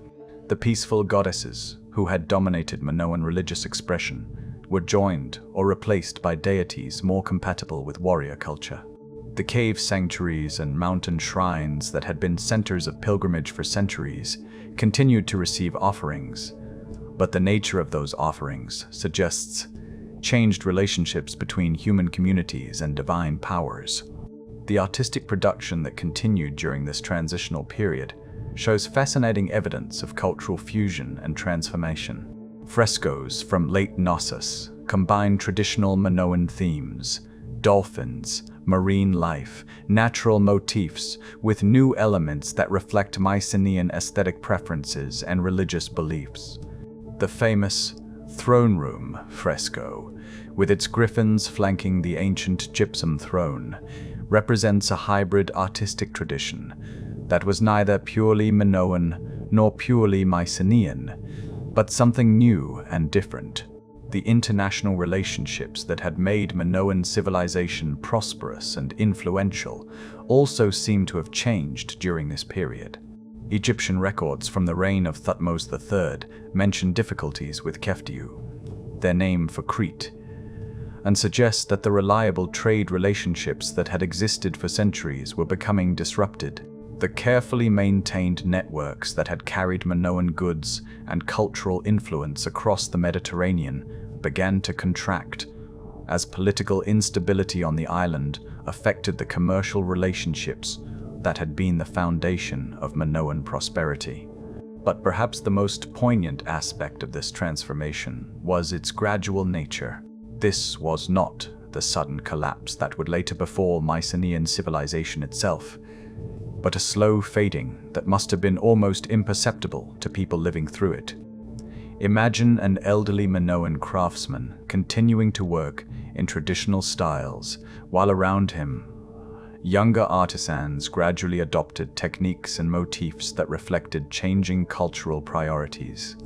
Picture a priestess maintaining ancient rituals in sanctuaries where fewer and fewer worshippers came to participate in ceremonies that were losing their connection to lived community experience. The archaeological evidence suggests that some aspects of Minoan civilization persisted well into the later periods, maintained by communities that preserved traditional ways of life, even as the great palaces fell silent or came under foreign control. In rural areas, pottery continued to be made in traditional styles, religious practices continued to follow ancient patterns, and agricultural techniques continued to follow rhythms established over centuries of island life. Tablets that have never been deciphered represent one of history's great losses. Not just the loss of a language, but the loss of whatever literature, poetry, religious texts, and historical records that language preserved. When the last person who could read those tablets died, an entire civilization's written memory vanished, leaving us to reconstruct their achievements from pottery shards, foundation stones, and faded frescoes that hint at complexities we can never fully recover. Yet even as the distinctly Minoan aspects of Cretan civilization faded, their influence continued to flow through the Mediterranean world in ways that would shape later cultural development. The Mycenaeans, who controlled Knossos during its final centuries, absorbed and transmitted Minoan artistic techniques, architectural innovations, and perhaps most importantly, the demonstration that human societies could achieve sophistication and prosperity through cultural rather than military achievement. the Greek legends that would later emerge. Stories of the labyrinth and the Minotaur, tales of Atlantis, memories of a golden age when gods and humans lived in closer harmony, seemed to preserve confused but persistent memories of a civilization that had achieved something remarkable and then vanished into the realm of myth and half-remembered dreams. As the sun sets over palace ruins where silence has replaced the voices that once filled corridors with conversation, business, and celebration, we can feel the weight of historical transition. The Minoan experiment in building civilization on principles of beauty, cooperation, and peaceful exchange had not failed so much as evolved into something different, absorbed into larger historical currents that would carry some of its achievements forward, while allowing others to fade into the mysterious realm of archaeological puzzle and scholarly speculation. The great silence that fell over Minoan palaces around 1450 BCE was not the end of their story, but its transformation into something that would live on in memory, influence, and the eternal human dream of societies that choose creation over destruction, beauty over intimidation, cooperation over conquest.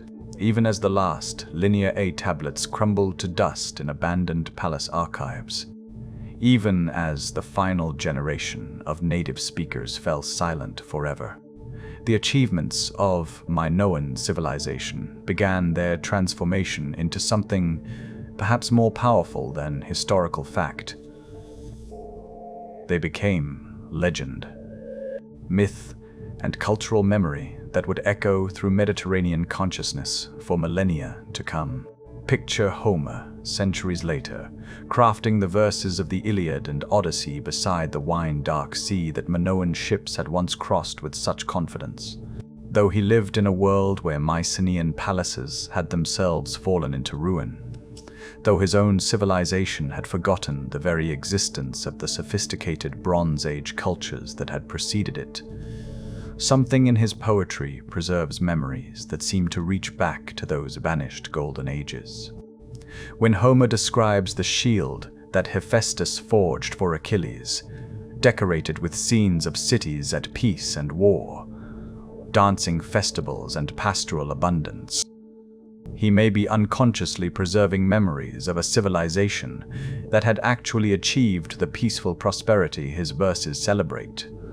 The detailed descriptions of palace life, the emphasis on skilled craftsmanship, the apparent familiarity with sophisticated urban culture, all suggest cultural memories that had been transmitted across the dark centuries that separated his time from the Bronze Age heights of Aegean civilization. But it was in later Greek culture that Minoan memory found its most persistent and influential expression.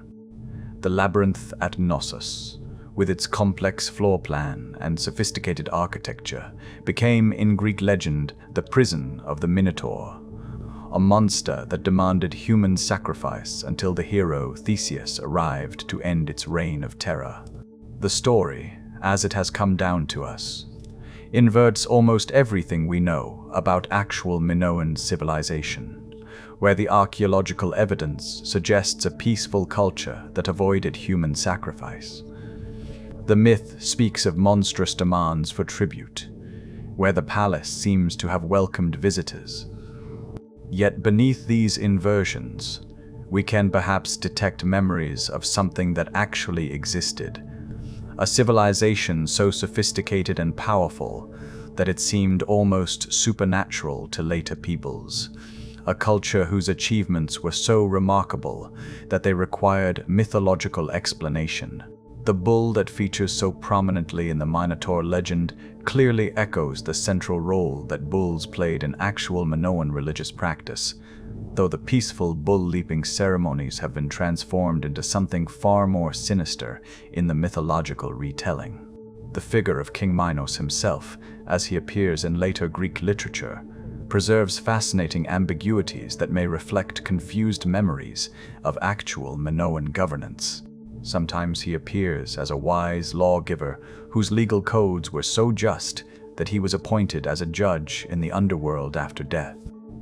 At other times, he is portrayed as a tyrant whose demands for tribute led to conflict with mainland Greece, These contradictory characterizations may preserve memories of a form of leadership that later, more militaristic societies found difficult to understand or categorize.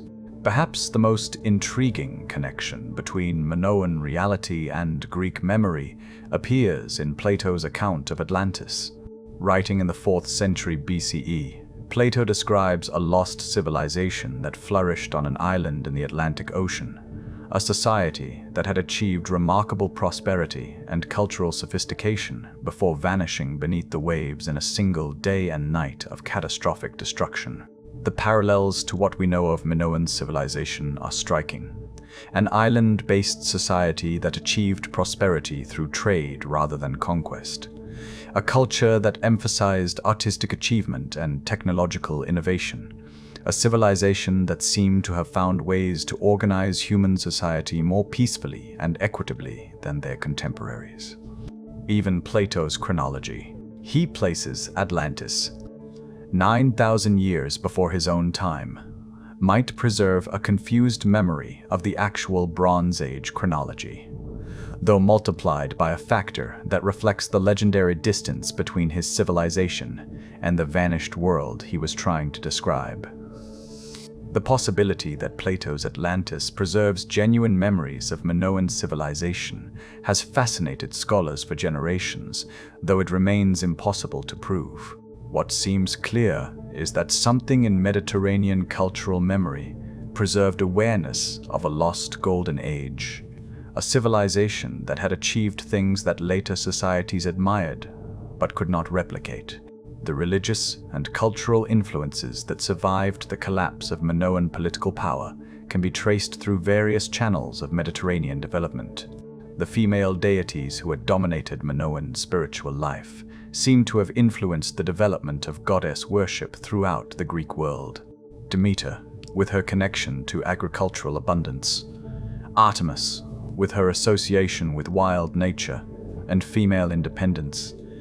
Even Athena, with her patronage of skilled craftsmanship. The artistic techniques that Minoan craftsmen had perfected, the sophisticated metalworking, the advanced pottery production, the integration of natural motifs into decorative schemes, continued to influence Mediterranean art long after the palaces where these techniques had been developed fell into ruin.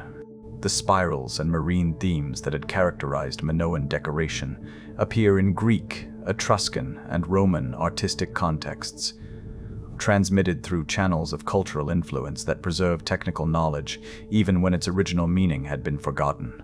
The architectural innovations that had made Minoan palaces so sophisticated, the light wells, the advanced plumbing systems, the integration of form and function that created buildings both beautiful and practical, influenced later Mediterranean building practices in ways that can still be traced by careful archaeological analysis.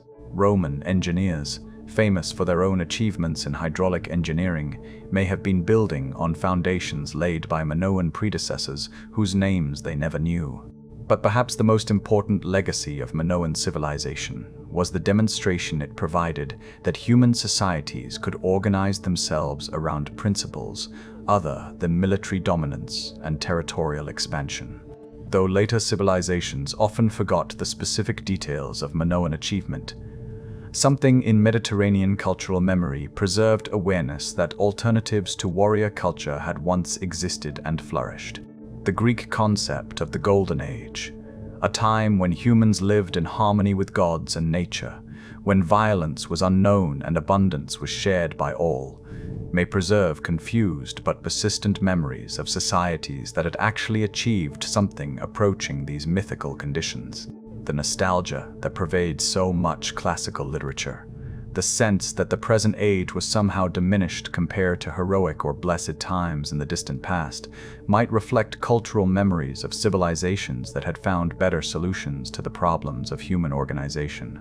As evening falls over modern Crete, where tourists photograph the reconstructed columns and faded frescoes of Colossus, we can feel the power of this cultural transmission across millennia. The Minoan achievement had become something more than historical fact.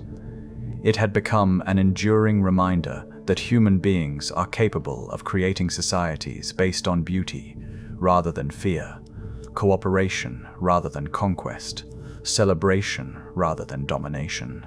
The myths and legends that preserved Minoan memory across the centuries served as repositories of human hope, reminders that the ways of organizing civilization that seemed inevitable to later ages were actually choices, and that different choices might lead to different and perhaps better outcomes. For nearly 3 millennia, the palaces of ancient Crete lay buried beneath olive groves and vineyards, their corridors filled with earth, their frescoes faded beneath protective layers of soil and stone. The shepherds who grazed their flocks on hills that concealed royal courtyards. The farmers who planted their crops above workshops where master craftsmen had once created objects of extraordinary beauty. Then, at the dawn of the 20th century, came the moment that seems almost mythical in its dramatic revelation of a lost world. Sir Arthur Evans, a British scholar with an eye for detail and an imagination capable of seeing vanished civilizations in pottery shards and broken walls, began the excavations at Knossos that would restore the Minoans to their rightful place in the story of human achievement. Picture that first moment when Evans's workmen cleared away the earth that had protected the throne room for over 3,000 years, revealing the gypsum throne that still sits where ancient rulers once held court. The emotional impact of that discovery, the sudden, tangible connection between modern hands and ancient lives, must have been overwhelming. Here was a seat of power older than Solomon's temple, more ancient than the founding of Rome, preserved by accident and revealed by patient archaeological science. The systematic excavation that followed revealed wonders that exceeded even Evans's ambitious expectations. As layers of earth were carefully removed, the sophisticated architecture of the palace began to emerge. The complex drainage systems that had carried fresh water and sewage with Roman-level efficiency. The light wells that had brought natural illumination deep into the building's interior. The storage magazines lined with enormous ceramic jars that had once held the wealth of an entire civilization. But perhaps the most thrilling discoveries were the frescoes that emerged from protective earth, like sleeping beauties awakening after centuries of dreams.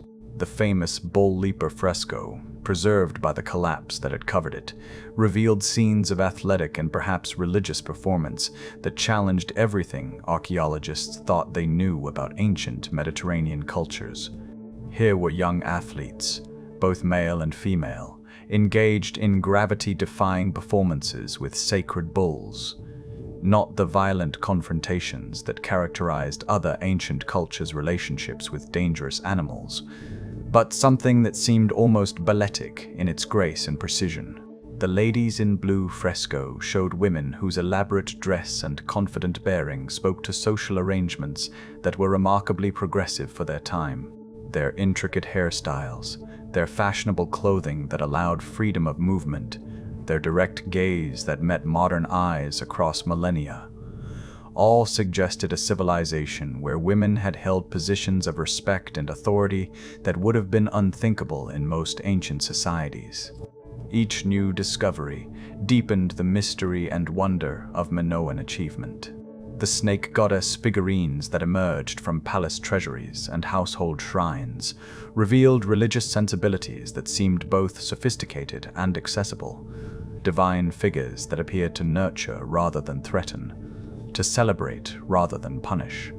The exquisite craftsmanship of golden jewelry and bronze figurines demonstrated technical skills that modern artisans study to understand techniques that seem almost impossible to achieve with ancient tools. The pottery that archaeologists uncovered told its own story of artistic and technical achievement. The marine style.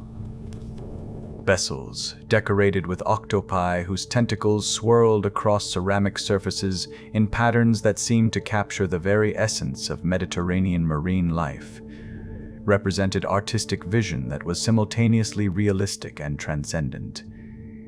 But perhaps the most intriguing discoveries were the Linear A tablets that preserve the written records of Minoan administration, religion, and daily life in a script that remains undeciphered to this day. These clay documents, baked hard by the fires that had destroyed the palaces, tantalizingly preserve conversations and transactions from 4,000 years ago in a language that no living person can understand. They represent one of archaeology's greatest challenges and most poignant reminders of how much of the human past remains beyond our reach. The international significance of Evans's discoveries quickly became apparent, as scholars realized that the Minoans had not been a minor Bronze Age culture, but a major civilization that had influenced the development of art, technology, and social organization throughout the Mediterranean world. Museums across Europe and America began to display Minoan artifacts, and popular imagination was captured by images of a peaceful, prosperous society that seemed to offer alternatives to the military-dominated civilizations that had characterized so much of ancient history. The reconstruction work that Evans undertook, controversial among modern archaeologists, but visionary in its attempt to help visitors understand the scale and sophistication of Minoan achievement, brought ancient spaces back to life in ways that made the vanished civilization feel immediate and real. Walking through the reconstructed corridors of Knossos, seeing the red columns that support multi-story buildings, observing the carefully preserved frescoes in their original architectural context, visitors could begin to imagine what daily life might have been like in a Bronze Age palace that rivaled anything built by later civilizations.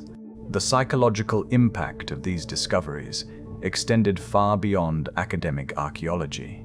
In the early 20th century, as European civilization struggled with the implications of industrialization, world war, and social transformation, the Minoan achievement offered inspiring evidence that human societies could organize themselves around principles of beauty, cooperation, and peaceful prosperity. The Minoans became symbols of human possibility, reminders that the military-industrial complexes that dominated modern life were choices rather than inevitabilities.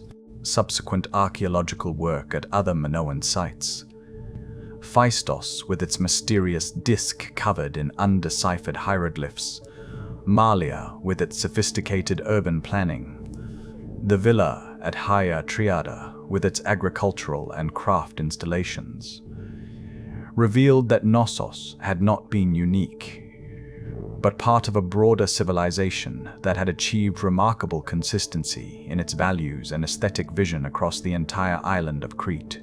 The discovery that this peaceful, sophisticated civilization had lasted for over 6 centuries without the massive military expenditures that characterized other ancient empires provided archaeologists and historians with fascinating questions about alternative approaches to organizing human society. How had the Minoans maintained their prosperity without constant preparation for war? How had they created the wealth necessary to support their remarkable artistic and architectural achievements?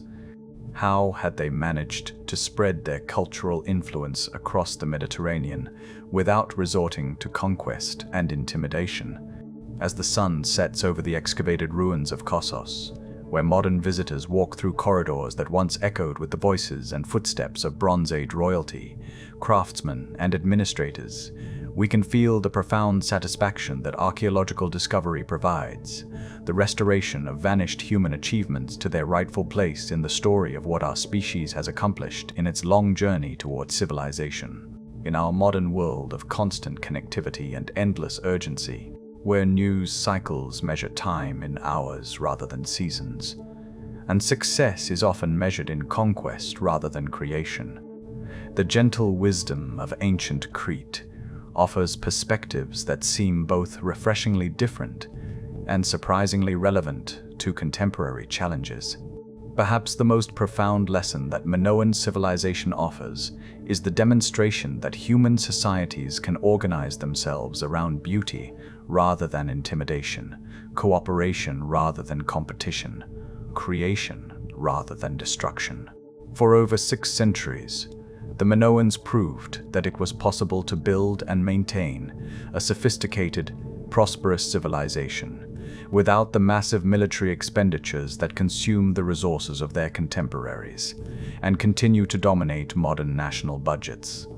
Picture a society where the resources typically devoted to weapons, fortifications, and standing armies were instead invested in education, artistry, infrastructure that served human comfort rather than military necessity.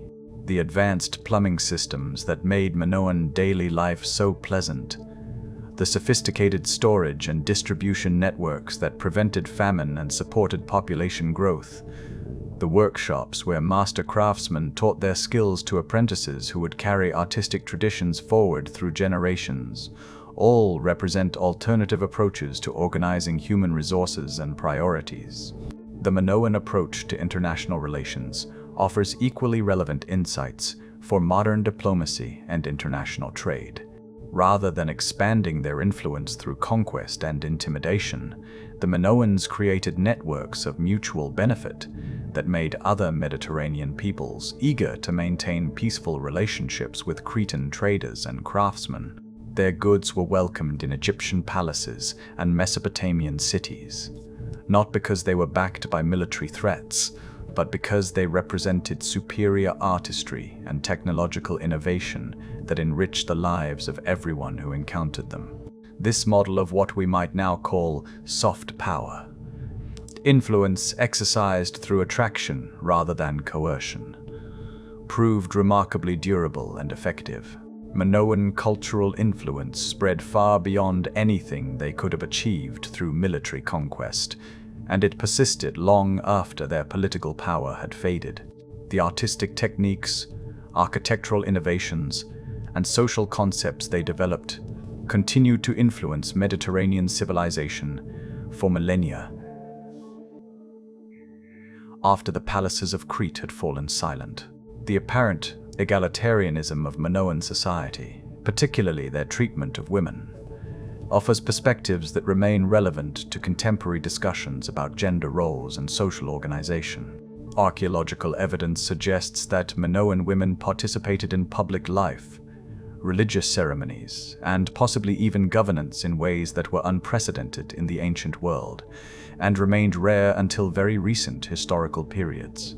The confidence and dignity with which women appear in Minoan art, the prominent role of female deities in their religious system, the apparent absence of the rigid gender hierarchies that characterized most ancient civilizations, all suggest social arrangements that were remarkably progressive for their time.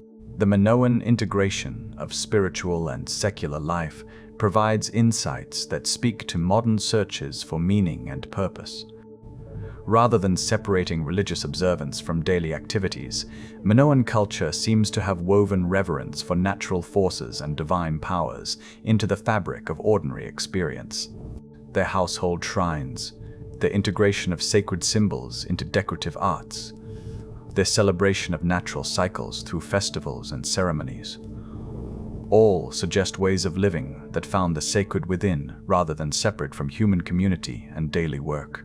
The environmental consciousness that seems to have characterized Minoan agriculture and settlement patterns offers lessons for modern sustainability challenges.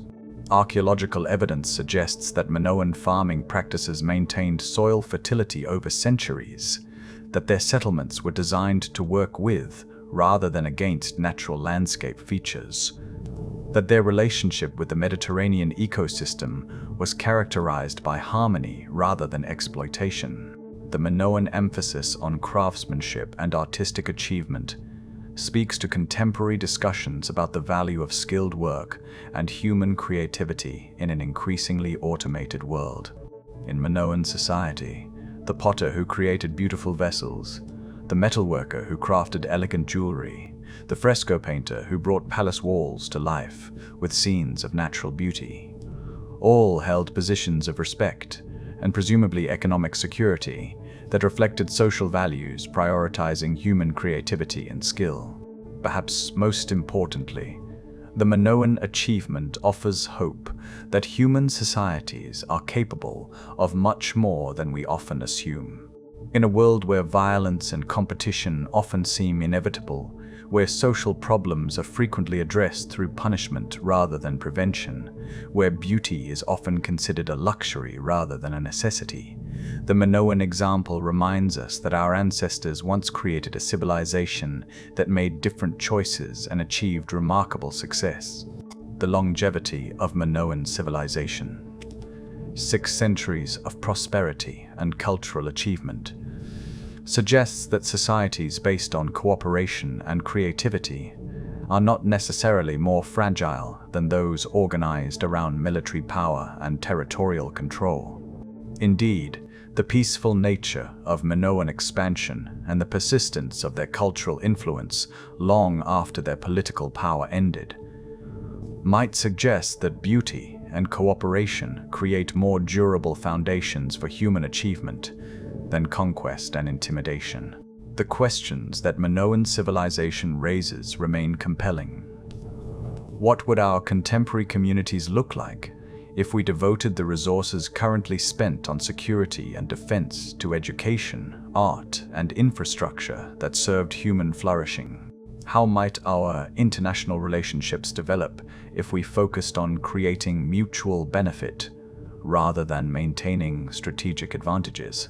What would happen if we organized our societies around the assumption that cooperation is more natural to human beings than competition?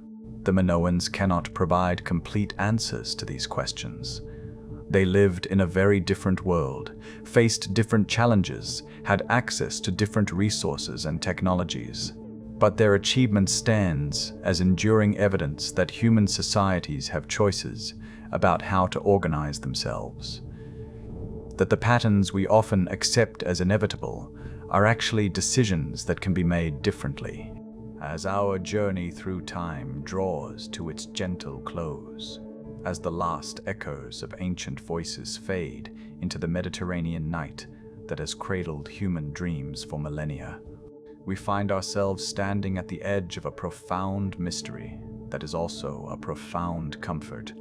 The realization that the deepest human aspirations for beauty, for peace, for communities where creativity flourishes and cooperation prevails, are not modern inventions, but ancient wisdom, as old as the first palace walls that rose from Cretan soil 4,000 years ago. The Minoans sleep now beneath olive groves and vineyards, their Linear A tablets silent, their magnificent frescoes faded, their sophisticated palaces reduced to foundation stones that archaeologists piece together like fragments of a dream, half remembered upon waking. Yet something in their achievement refuses to remain buried, continues to speak across the centuries with a voice that grows stronger rather than weaker. As our own world wrestles with questions they seem to have answered so gracefully. Picture the Mediterranean sunset that paints modern Crete in the same golden light that once illuminated ancient craftsmen working late in palace workshops. The same rose and purple hues that once reflected off the walls where dolphins danced in eternal frescoed celebration of life's abundance. The light that touches your face as you drift toward sleep tonight is the same light that warmed the stones where Bronze Age children played, where merchants from distant shores marveled at the peaceful prosperity they encountered, where artists discovered that beauty could be a form of truth, and truth in the gentle rhythm of waves against Mediterranean shores, a sound that has remained constant while empires rose and fell, while languages were born and died, while human civilizations experimented with countless ways of organizing community life. We can hear something that the Minoans understood and bequeathed to us. The reminder that beneath all our temporary arrangements and urgent concerns flows a deeper current of continuity, connection, and possibility. Their palaces may have fallen, but the human capacity they celebrated, the ability to transform raw materials into objects of extraordinary beauty, to organize communities around principles of mutual benefit, to find the sacred in the midst of daily life, The questions they explored through the patient experiment of their civilization remain our questions. How can human societies create abundance without making enemies? How can we organize communities that nurture individual creativity while maintaining social cohesion? How can we build relationships with the natural world that are characterized by harmony rather than exploitation? How can we approach the mysteries of existence with reverence rather than fear? Their answers, expressed through 6 centuries of peaceful prosperity, through art that still takes the breath away, through innovations in governance and social organization that influenced Mediterranean civilization for millennia. These answers remain available to us, encoded not in undecipherable tablets, but in the enduring human capacity to choose cooperation over competition, beauty over intimidation, creation over destruction. As sleep approaches and consciousness begins to soften into the timeless realm where all human experience becomes one, where the dreams of Bronze Age children blend with your own aspirations, where the hopes of ancient craftsmen merge with contemporary longings for meaningful work and beautiful surroundings. The bulls they danced with in sacred ceremonies, the dolphins they painted on palace walls, the olive trees they tended with patient care, the sea that carried their peaceful influence across the known world. All were expressions of a profound faith in the possibility that human life could be organized around celebration rather than domination, abundance rather than scarcity. Tonight, as the Mediterranean stars wheel overhead in patterns that guided ancient navigators to distant shores, as the same moon that lit Bronze Age festivals casts its silver path across waters that have carried human dreams for thousands of years, you can rest in the comfort of knowing that the most beautiful aspects of human civilization are not accidents of history, but expressions of enduring possibilities that sleep within every human heart, waiting to be awakened like dolphins dancing in eternal celebration of what we are capable of becoming. Sleep well, and dream of beauty.